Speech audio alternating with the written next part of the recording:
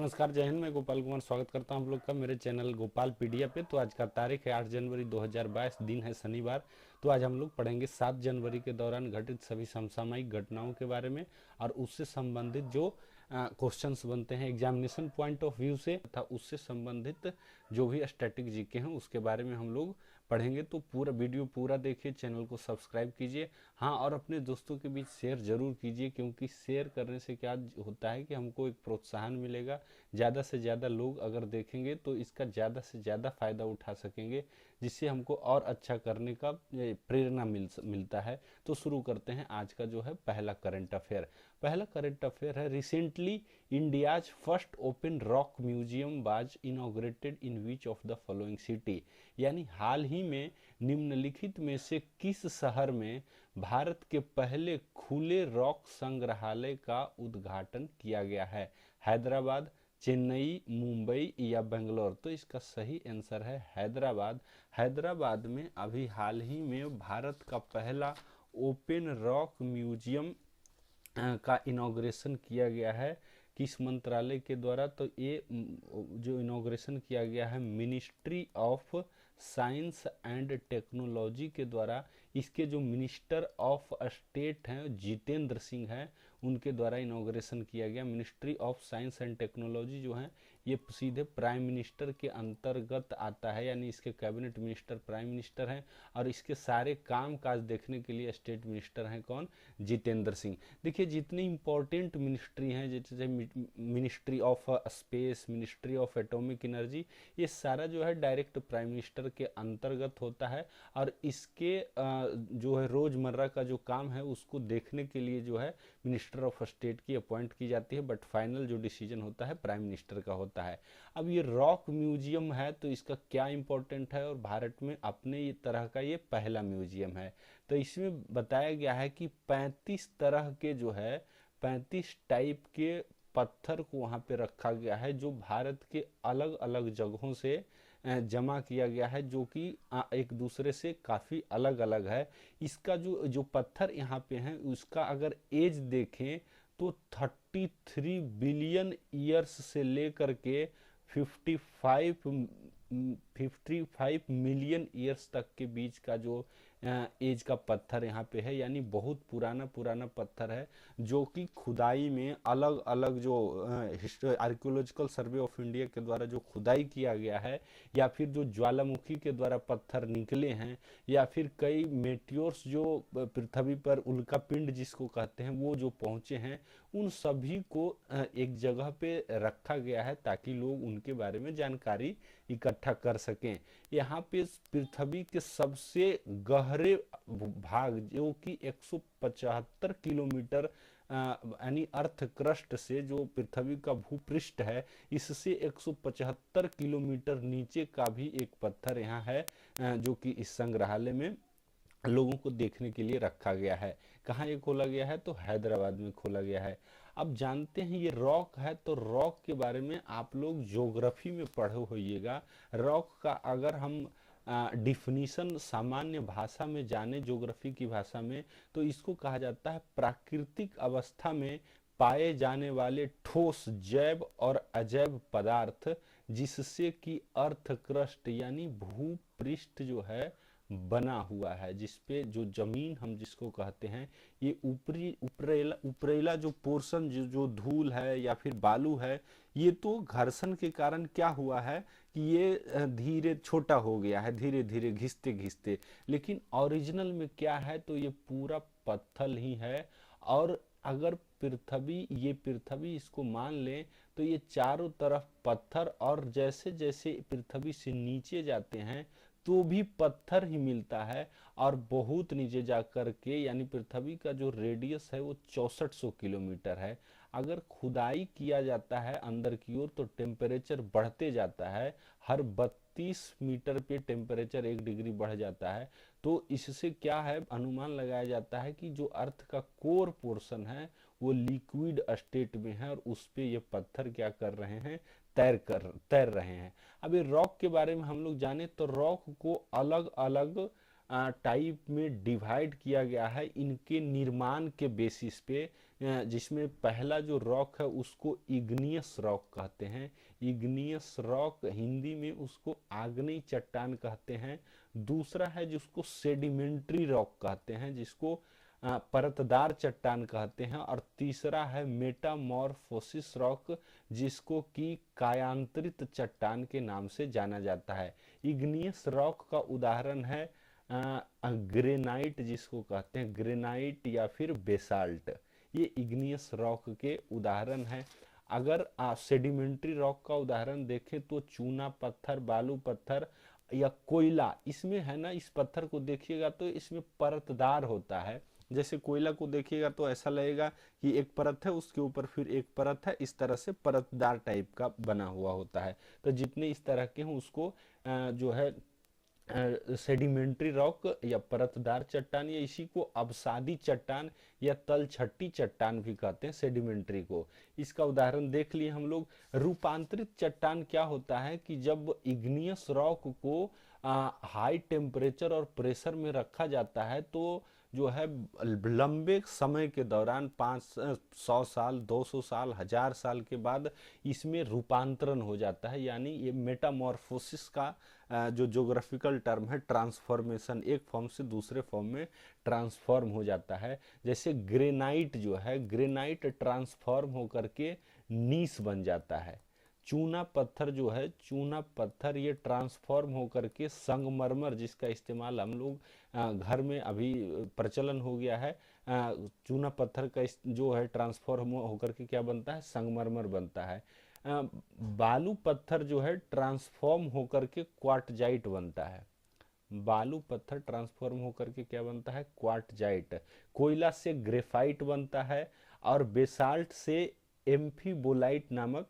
और ग्रेफाइट को ही जब और ज़्यादा लंबे समय तक, ग्रेफाइट से कोयला भी बनता है, और कोयला को और लंबे समय तक अगर वो हाई प्रेशर टेम्परेचर में है तो वही जाकर के क्या बन जाता है, हीरा बनता है। तो इस तरह से चट्टान के बारे में इतना हम लोग जान लिए।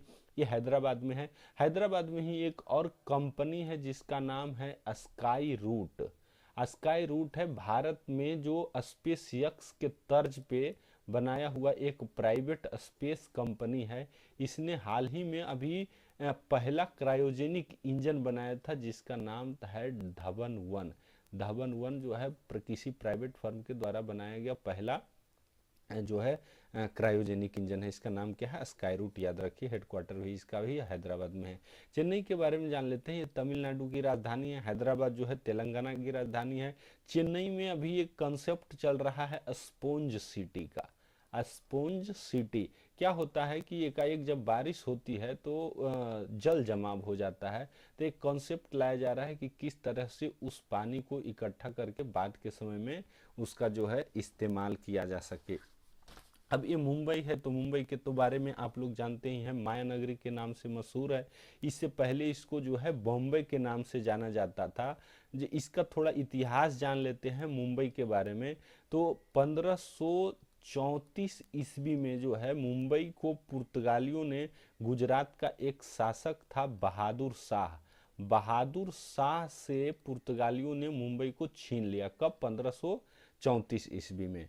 और 1534 ईस्वी में छीनने के बाद 1660-61 के दशक में पुर्तगाल की जो राजकुमारी थी उनका नाम था कैथरीन बेगेंजा, और उनका शादी इंग्लैंड के चार्ल्स द्वितीय से हो रहा था। और उसी दौरान पुर्तगाल ने बॉम्बे को दहेज के रूप में किसको दे दिया, इंग्लैंड को दे दिया। ये कब हो रहा है, 1660 के दशक में। और वो चार्ल्स द्वितीय जो थे इस बॉम्बे को लीज पर दे दिए। लीज पर दे दिए किसको, तो ईस्ट इंडिया कंपनी को। ईस्ट इंडिया कंपनी को मात्र 10 पाउंड पर ईयर पे लीज पर दे दिए। किसको, बॉम्बे को ईस्ट इंडिया कंपनी। जैसा कि आप लोग को पता होगा, ईस्ट इंडिया कंपनी जो है, ईस्ट इंडिया कंपनी का स्थापना 1600 ईस्वी में इंग्लैंड में किया गया था। और भारत ये आकर के 1611 ईस्वी में सबसे पहले मुसलीपट्टनम आंध्र प्रदेश में जो है अपना पहला फैक्ट्री बनाया था। और 1613 ईस्वी में इसने सूरत में अपना फैक्ट्री बनाया। और चार्ल्स द्वितीय जो है 68 ईस्वी में ईस्ट इंडिया कंपनी को दे दिया, किसको, मुंबई को। अब ये जो फैक्ट्री का हेडक्वार्टर सूरत में था, ये इन लोगों ने क्या किया, फैक्ट्री को शिफ्ट कर दिया कहाँ, मुंबई, यानी उस समय का बॉम्बे। और उसी समय से बॉम्बे हो गया हेडक्वार्टर। इसको ये जो हुआ कब, 1687 ईस्वी में, 1687 ईस्वी में हेडक्वार्टर को बना दिया बॉम्बे। और उसी के बाद से बॉम्बे प्रेसिडेंसी हो गया, बॉम्बे प्रेसिडेंसी, जिसको कि बाद में 16 वो भारत को जब आज़ादी मिली तो 1960 में इसको बॉम्बे प्रेसिडेंसी को डिवाइड करके महाराष्ट्र और गुजरात नामक दो स्टेट बनाए गए। इसके लिए शाह कमीशन बनाई गई थी। बढ़ते हैं आज के अगले क्वेश्चन की ओर। तो आज का जो अगला क्वेश्चन है वो है kanal is unit of which of the following. Kanal जो हाल ही में चर्चा में था, निम्नलिखित में से किसकी इकाई है।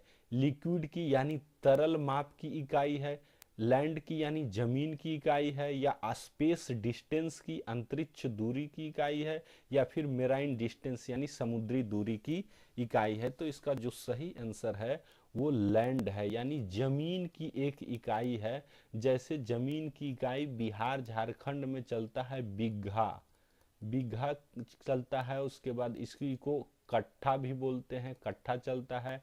उसके बाद डिसमिल भी चलता है। उसी तरह से ये जो कनाल भी है ना, कनाल और मरला, कनाल और मरला, ये याद रखिए, भारत का जो उत्तरी हिस्सा है, जम्मू कश्मीर और कुछ कुछ पंजाब का हिस्सा और पूरा पाकिस्तान, पाकिस्तान का जो कुछ हिस्सा है, उसमें ये दोनों यूनिट चलता है, कनाल और मरला। ये अंग्रेजों के द्वारा स्टैंडर्ड जो है यूनिट माना गया था, कनाल और मरला। जिस तरह से एक बीघा में जो है 20 कट्ठा होता है, उसी तरह से एक कनाल के बराबर 20 मरला होता है, यानी 20 मरला बराबर एक कनाल होता है। इसी तरह से लैंड का और अलग अलग यूनिट हम लोग जानते हैं, एकड़ में भी इसको मापते हैं, जिस एक एकड़ में 30 कट्ठा होता है। उस तरह से इसको यार्ड में भी कहीं कहीं मापते हैं। तो ये लैंड की अभी चर्चा में इसलिए था कि अभी हाल ही में जो है जम्मू कश्मीर में एक स्ट्रेटेजिक एरिया घोषित किया गया है वहाँ की प्रशासन के द्वारा। और उस स्ट्रेटेजिक एरिया के तहत जो जम्मू कश्मीर का जो पार्ट है, गुलमर्गा और सोनमर्गा, ये भी एग्जाम में कई बार पूछा गया है, गुलमर्गा सोनमर्गा कहाँ है, तो ये जम्मू कश्मीर में है। तो इन दोनों के पोर्शन का लगभग लगभग 13 से 1400 कनाल एरिया जो है आर्म्ड फोर्सेस को अलॉट किया गया है। इसको स्ट्रेटेजिक एरिया घोषित करके आर्म्ड फोर्सेस जो हैं जम्मू कश्मीर में उनको दिया गया है, ताकि जो है आर्म्ड फोर्सेस का ऑपरेशनल और ट्रेनिंग एक्टिविटी जो है वो पूरा किया जा सके। कहाँ, गुलमर्गा और सोनमर्गा में। इससे पहले वहाँ प्रॉब्लम थी, जब धारा 370 लागू था तब वो 1971 में एक सर्कुलर सरकार के द्वारा जारी किया गया था कि कोई भी लैंड आर्म्ड फोर्सेस को जो है देने से पहले वहाँ की जो स्टेट है, यानी जम्मू कश्मीर की स्टेट की मिनिस्ट्री ऑफ जो होम है, उससे क्लैरिफिकेशन लेना पड़ता था। उसको अब खत्म कर दिया गया है, अब सरकार उसको अलॉट कर सकती है। ये सब हुआ कब, जम्मू कश्मीर रीऑर्गेनाइजेशन एक्ट 5 अगस्त 2019 को 370 धारा 370 को खत्म करने के बाद। अब ये लिक्विड है, लिक्विड के मेजरमेंट की जो स्टैंडर्ड एसआई मात्रक है वो क्या है, लीटर है। इसके अलावा जो तेल मापने में सबसे ज्यादा इस्तेमाल किया जाता है वो होता है गैलन और बैरल। अब इसको जान लेते हैं। तो एक बैरल में जो है, एक बैरल में 42 गैलन होता है, यानी 42 गैलन के बराबर एक बैरल होता है। एक बैरल में एक लगभग 158 लीटर होता है, और एक गैलन में लगभग 3.78 लीटर होते हैं। स्पेस डिस्टेंस के बारे में जान लेते हैं। स्पेस डिस्टेंस को मेजर किया जाता है लाइट ईयर में। लाइट ईयर क्या होता है, तो distance travelled by the light in one complete year is called light year. अब सोचिए कितना बड़ा ये होगा, आप कल्पना करके देखिए कि जो लाइट का स्पीड है 3 × 10⁸ मीटर पर सेकेंड, ये है लाइट का स्पीड। और पर सेकेंड, अब इसको गुना कीजिए 365 दिन, और 365 दिन में एक दिन में 24 घंटा, और 24 घंटा में 60 मिनट, और फिर उसमें से 60 सेकेंड। इसको काउंट इतना टाइम में अगर इसको मल्टीप्लाई करते हैं तो ये होता है अप्रोक्सीमेटली 9.46 इंटू 10⁻15 मीटर। ये होता है 1 लाइट ईयर के बराबर, 9.46 इंटू 10⁻15 मीटर। इसको एक लाइट ईयर कहते हैं। जैसे दो सन के डिस्टेंस के बीच को लाइट ईयर में मापा जाता है। अब मेराइन डिस्टेंस है तो इसके बारे में, यानी समुद्री दूरी को जो है नॉटिकल मील में मापते हैं, और एक नॉटिकल मील में 1.85 लगभग 1.85 किलोमीटर होता है। ऐसे तो जो डिस्टेंस है उसको किलोमीटर में भी नापते हैं, जनरली भारत में तो किलोमीटर ही चलता है। वेस्टर्न कंट्रीज में इसको माइल्स में नापते हैं कि कितना माइल्स का है।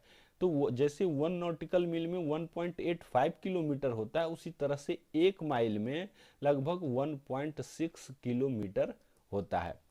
इस क्वेश्चन से इतना जाने, बढ़ते हैं अगले क्वेश्चन की ओर। अब ये जम्मू कश्मीर से चर्चा में था तो जम्मू कश्मीर के बारे में जान लेते हैं। जम्मू कश्मीर के मुख्य जो एलजी अभी वर्तमान में है वो मनोज सिन्हा है। जम्मू कश्मीर रीऑर्गेनाइजेशन एक्ट 2019 में पास किया गया था, जिसमें जम्मू कश्मीर और लद्दाख को यूनियन टेरिटरी के रूप में घोषित कर दिया गया। जम्मू कश्मीर को लेजिस्लेटिव असेंबली सहित यूनियन टेरिटरी, और लद्दाख को यूनियन टेरिटरी रहित जो है यूनियन टेरिटरी घोषित किया गया। अगला क्वेश्चन है, as per recently signed Trincomalee deal, Trincomalee deal, India will get how many wild tank reserve. हाल ही में हस्ताक्षरित ट्रिनकोमाली सौदे के अनुसार भारत को कितने तेल टैंक रिजर्व मिलेंगे? 14, 24, 19 या 104? तो इसका जो सही आंसर है वो 14 है। अब ये ट्रिनकोमाली डील है क्या, किसके किसके बीच हुआ है, इसके बारे में समझ लेते हैं। ये बहुत इंपॉर्टेंट है, बहुत लंबे समय से ये जो है पेंडिंग था भारत और श्रीलंका के बीच। तो पहला क्वेश्चन तो यही हो गया, ट्रिनकोमाली डील किसमें है? इंडिया एंड श्रीलंका के बीच। श्रीलंका की राजधानी जयवर्धनेपुरा कोट्टा है। श्रीलंका के राष्ट्रपति अभी गोतबाया राजपक्षे हैं, प्रधानमंत्री महिंदा राजपक्षे हैं। इसके पहले मैत्रीपाल सिरिसेना थे वहां के राष्ट्रपति। अब ये ट्रिनकोमाली डील क्या है? तो ये 1987 से जब राजीव गांधी की यहाँ सरकार थी उसी समय से ये डील पे बातचीत चल रही है। अब ये ट्रिनकोमाली डील जो ये जो एक जगह है, अगर आप मैप में देखें तो ये इंडिया है, और इंडिया के नीचे ये श्रीलंका आप देख सकते हैं, ये रहा श्रीलंका। तो श्रीलंका का जो ये वाला पोर्शन है ऊपरी, यानी कि नॉर्थ वेस्ट जो पोर्शन है, नॉर्थ ईस्ट पोर्शन है, यहीं पे एक प्लेस है जिसका नाम है ट्रिनकोमाली। अभी क्या हुआ था कि सेकेंड वर्ल्ड वॉर के दौरान ब्रिटेन वहां पे स्टोरेज टैंक बनाया था। स्टोरेज टैंक किस चीज के लिए? रिफ्यूलिंग के लिए। सेकेंड वर्ल्ड वॉर में चूंकि जहाज आते जाते रहता था, सबमरीन्स आते जाते रहते थे, तो उनको रिफ्यूलिंग के लिए लगभग जो अभी है 104 रिफ्यूलिंग टैंक बनाए थे। और द्वितीय विश्व युद्ध खत्म हो गया उसके बाद जो है ये उस समय से एबंडेंट था, ऐसे ही परित्यक्त पड़ा हुआ था। तो उसी समय से भारत सरकार रिक्वेस्ट कर रही थी कि ऐसा कीजिए कि आप जो है कुछ तेल, कुछ रिजर्व हमको दे दीजिए ताकि हम उसमें तेल जो है जमा कर सकें। तो अभी वो जो है ये डील फाइनल हुआ है, और इस डील के तहत भारत की जो कंपनी है इंडियन ऑयल कॉरपोरेशन, इसी का जो श्रीलंका में जो है यूनिट जो स्थापित किया गया है उसको LIOC कहा जाता है, यानी लंका इंडिया ऑयल कॉरपोरेशन के नाम से उसको एक नाम दिया गया है। अब इसी को तो इस डील के तहत 14 जो है टैंक, स्टोरेज टैंक है वो LIOC को दिया गया है। पहले था कि 104 में से ये 2003 1987 से बात चल रहा था, लेकिन 2003 में एक एग्रीमेंट पे साइन हुआ था। इसके तहत बताया गया था इस एग्रीमेंट में कि 99 जो स्टोरेज है वो भारत को दे दिया जाएगा, लेकिन वहाँ का जो है सिचुएशन चेंज हुआ, वहाँ का अभी चाइना का प्रभुत्व ज़्यादा हो गया है है, चाइना के इफेक्ट में वहाँ पे सरकार आ गई है और अभी तो और काफ़ी परेशानी श्रीलंका को हो गया है, बड़ा फाइनेंशियल क्राइसिस से गुजर रहा है, इन्फ्लेशन काफ़ी हाई है। ऐसा माना जा रहा है कि उसके पास फॉरेन करेंसी भी खत्म हो गई है, जिससे कि इंपोर्ट पे काफ़ी असर पड़ सकता है। तो सरकार को तेल खरीदने के लिए भी पैसा नहीं है। तो सिचुएशन चेंज होने के कारण अभी जो है 14 मात्रा स्टोरेज देने के लिए तैयार हुआ है। इसके अलावा एक और ज्वाइंट वेंचर बनाया गया है जिसका नाम है सीपीसी। इसका जो है Ceylon petroleum corporation full form है। ये ज्वाइंट वेंचर है किसके बीच, LIOC यानी लंका इंडिया ऑयल कारपोरेशन और Trinco Petroleum Private Limited, Trinco Petroleum Private Limited, ये श्रीलंका की ही कंपनी है। ये दोनों मिल करके 24 स्टोरेज टैंक को कंट्रोल करेंगे और उसका निर्माण करेंगे ताकि उसमें जो है स्टोरेज किया जा सके। तो इस क्वेश्चन से इतनी जानकारी मिली। बढ़ते हैं अगले क्वेश्चन की ओर। अगला क्वेश्चन है, इंदिरा गांधी राष्ट्रीय उड़ान academy is situated in which of the following state. Indira Gandhi राष्ट्रीय उड़ान अकादमी निम्नलिखित में से कौन से राज्य में स्थित है। महाराष्ट्र, तमिलनाडु, उत्तराखंड या उत्तर प्रदेश। को इसका सही आंसर है उत्तर प्रदेश। उत्तर प्रदेश का जो अमेठी वाला इलाका है, जहाँ से कि राहुल गांधी पहले चुनाव लड़ते थे, अब जो है यहाँ से छोड़ करके वो चले गए हैं कहाँ, केरल में, वायनाड में। तो उत्तर प्रदेश का जो अमेठी है वहीं पे ये है। अपने तरह का ये पहला जो है अकादमी है। इसका स्थापना जो है 1985 में इसका स्थापना किया गया था और इसका मुख्य उद्देश्य है ट्रेनिंग के लिए, जो पायलट्स होते हैं उनको ट्रेनिंग के लिए इसका स्थापना किया गया था। अब ये अभी चर्चा में इसलिए है क्योंकि ये रिकॉर्ड सबसे ज़्यादा लगभग 19,000 घंटा जो है फ्लाइंग टाइम है इसका 2021 के दौरान, इसीलिए चर्चा में है। ये डायरेक्ट कंट्रोल में आता है मिनिस्ट्री ऑफ सिविल एविएशन, जिसके कि कैबिनेट मिनिस्टर हैं अभी ज्योतिरादित्य सिंधिया। महाराष्ट्र के खड़गवासला में है, NDA है, नेशनल डिफेंस एकेडमी। तमिलनाडु में अभी हाल ही में काफ़ी चर्चा में था डिफेंस सर्विस स्टाफ कॉलेज, जो कि है विलिंगटन में है, कुन्नूर डिस्ट्रिक्ट, कुन्नूर जगह के पास। उत्तराखंड में जो है लबसाना है। बढ़ते हैं अगले क्वेश्चन की ओर। तो mission Jeevan Rakshak is related to which of the following ministry. Mission Jeevan Rakshak निम्नलिखित में से कौन से मंत्रालय से संबंधित है। Ministry of railway, ministry of forest and environment and climate change, ministry of information technology यानी मिनिस्ट्री ऑफ पेट्रोलियम। तो इसका जो सही आंसर है जीवन रक्षक मिशन या मिशन जीवन रक्षक जो है मिनिस्ट्री ऑफ रेलवे से संबंधित है।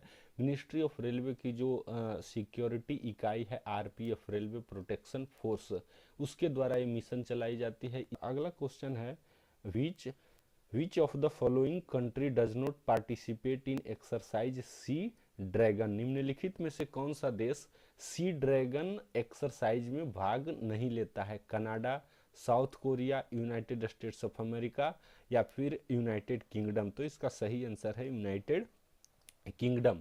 यूनाइटेड किंगडम इसमें पार्टिसिपेट नहीं करता है। देखिए ऑपरेशन जो सी ड्रैगन एक्सरसाइज है ये USA के द्वारा लीड किया जाता है, USA के अगुवाई में ये होता है। इसमें 6 देश हैं। ये 6 देश में कौन कौन है, तो क्वाड, जो क्वाड आप तो नाम सुने होंगे, परिचित होंगे, क्वाड और plus south Korea and Canada. ये जो है 6 कंट्री के द्वारा ये जो है एक्सरसाइज कंप्लीट किया जाता है। ये जो है एंटी सबमेरीन वारफेयर है, जो सबमेरीन जिसको कि पनडुब्बी बोलते हैं, एंटी सबमेरीन वारफेयर, उसके अगेंस्ट किस तरह से ऑपरेशन किया जाएगा उसी से संबंधित है। ये हर साल किया जाता है। ये एक द्वीप है, एक एयरफोर्स बेस है USA का, जिसका नाम है एंडरसन एयरफोर्स बेस। ये एक द्वीप है जिसका कि नाम है, उस द्वीप का अगर मैप में देखें, यहाँ पे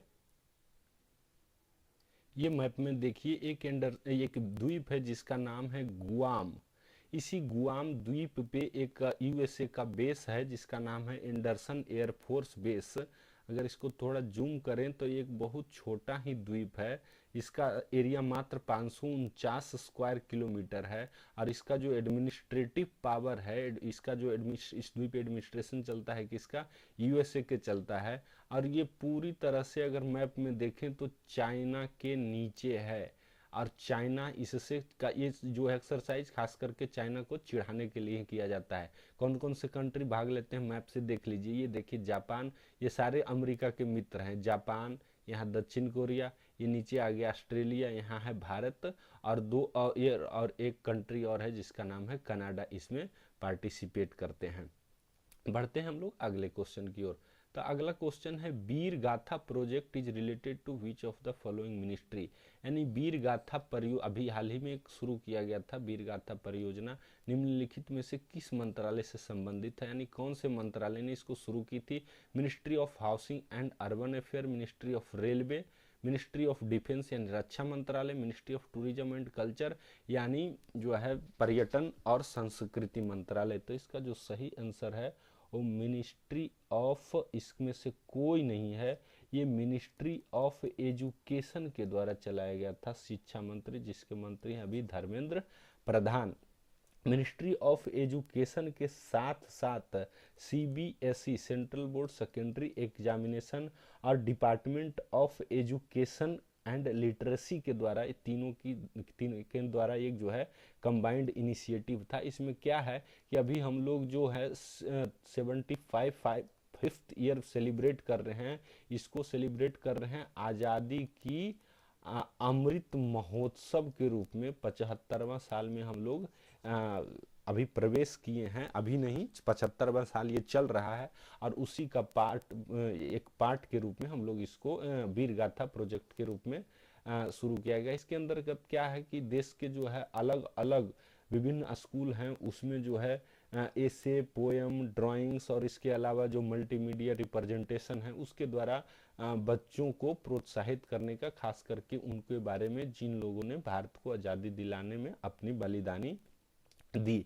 ये जो है प्रोजेक्ट चलाया गया था कब, तो 20 अक्टूबर से लेकर के 21 नवंबर 2021 तक और इसमें से 25 बच्चों को सेलेक्ट किया गया, 5 चिल्ड्रन को, और इनको जो है रिपब्लिक डे परेड जो आने वाला है 26 जनवरी को होगा, उस परेड में इनको पार्टिसिपेट करने का मौका मिलेगा। ये देखेंगे, प्रेसिडेंट से मिलेंगे और उन्हीं के द्वारा इनको प्रोत्साहन राशि भी प्रदान की जाएगी। बढ़ते हैं अगले क्वेश्चन और आज का जो है अंतिम क्वेश्चन उसको देखते हैं। Which of the following article of constitution have provision of language used in the higher judiciary. यानी निम्नलिखित में से किस संविधान के अनुच्छेद में उच्च न्यायपालिका में प्रयोग की जाने वाली भाषाओं का प्रावधान है। देखिए भारत में जो है भाषाओं का यहाँ कहा जाता है ना कि लगभग 1600 भाषा है, 1600 डायलेक्ट्स बोले जाते हैं इंडिया में। सोच सकते हैं कि कितना डाइवर्सिटी है।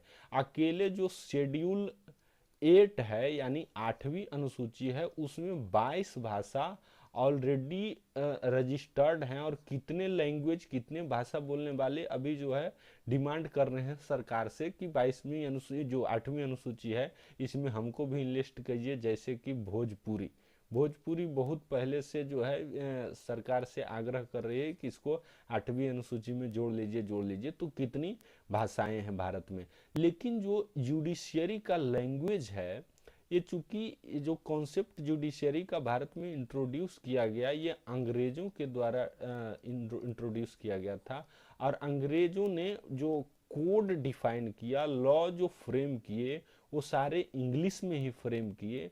तो ये प्रावधान दे दिया गया एक आर्टिकल में कि हायर जुडिशियरी का भाषा जो है वो इंग्लिश में ही होगा। तो ये कौन सा अनुच्छेद में है, 348, 124, 214 या 233। तो इसका सही आंसर है अनुच्छेद 348 क में कहा गया है कि जो हायर जुडिशियरी है यानी जो उच्च न्यायपालिका है, उच्च न्यायपालिका में कौन कौन आते हैं, हाई कोर्ट और सुप्रीम कोर्ट, इन दोनों में जो भाषा का इस्तेमाल किया जाएगा वो इंग्लिश ही होगा। अभी ये चर्चा में इसलिए भी है क्योंकि गुजरात का एक हाई कोर्ट है, गुजरात हाई कोर्ट में जो है एक जर्नलिस्ट को पेश किया गया और जब जर्नलिस्ट ने गुजराती में बोलना शुरू किया तो कोर्ट ऑब्जेक्शन उस पे रेज किया और बोला कि ये हाई कोर्ट है, यहाँ पर जो है उच्चतर न्यायालय में आपको सिर्फ इंग्लिश ही बोलना होगा, इसीलिए अभी चर्चा में है। ये किस में है? तो आर्टिकल 348 में। 124 में क्या है? तो 124 अनुच्छेद में ये कहता है कि भारत में एक सुप्रीम कोर्ट होगा, उच्चतम न्यायालय होगा। भारत में उच्चतम ये जो न्यायिक व्यवस्था है ये कहाँ से लिया गया है? तो इंग्लैंड से लिया गया है। इंग्लैंड की एकीकृत न्यायिक व्यवस्था जो है, इंटीग्रेटेड जुडिशियरी सिस्टम, वहीं से लिया गया है। एग्जाम में ये भी पूछा जाता है। ये यूएसए की तरह जो है नहीं है कि भारत में सेंटर का अलग कोर्ट है और स्टेट्स का अलग कोर्ट है, नहीं, सारे कोर्ट, डिस्ट्रिक्ट, सेंटर और स्टेट, सारे का कोर्ट जो है इंटीग्रेटेड है, एक दूसरे से जुड़े हुए हैं। आर्टिकल 214 क्या कहता है? ये हाई कोर्ट के बारे में कहता है कि हर जितने भी स्टेट्स हैं, हर स्टेट्स में एक क्या होगा? हाई कोर्ट्स होगा। और इसके अलावे अगर सरकार ऐसा चाहती है तो 2 स्टेट्स को एडमिनिस्ट्रेटिव रूप से अगर फिजिबल है तो 2 स्टेट्स का भी एक हाई कोर्ट हो सकता है। एक इसमें है 2000 सॉरी ये है आर्टिकल 214 में। 233 में क्या है? तो इसमें अपॉइंटमेंट ऑफ डिस्ट्रिक्ट जज है। तो आज के लिए इतना ही। पूरा वीडियो देखने के लिए बहुत बहुत धन्यवाद। Thank you very much.